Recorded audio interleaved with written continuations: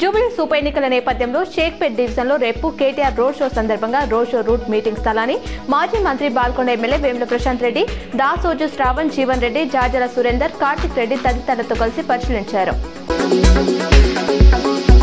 నిర్మల్ జిల్లా బాసర అయ్యప్ప భక్తుల మహాపాదయాత్ర 19వ రోజు ప్యాపిలి దుర్గామాత మందిరం నుండి మిడుతూరు వరకు 35 కిలోమీటర్లు కొనసాగింది. నిజామాబాద్ జిల్లాలోని బాబ్లీ ప్రాజెక్టులోకి పైనుంచి వరద నీటి ప్రవాహం కొనసాగుతుండటంతో అధికారులు పాక్షికంగా కొన్ని గేట్లను ఎత్తివేశారు. వరద ప్రవాహం ఉన్నంత వరకు గేట్లను తెరిచి ఉంచుతామని వారు తెలిపారు.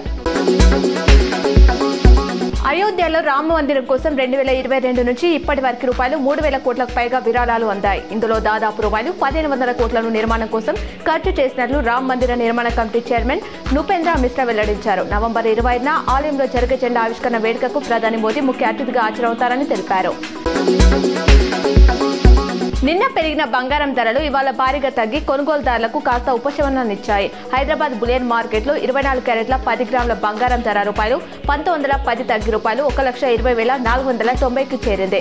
22 క్యారెట్ల 10 గ్రాముల పసిడి ధర రూపాయలు 1,750 పత్రమై రూపాయలు 1,10,450గా ఉంది.